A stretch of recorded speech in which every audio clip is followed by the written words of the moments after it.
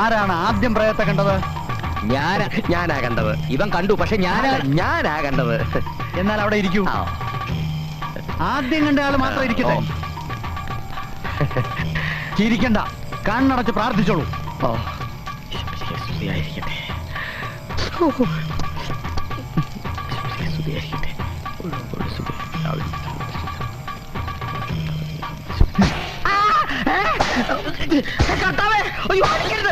ഇറങ്ങി വാടി.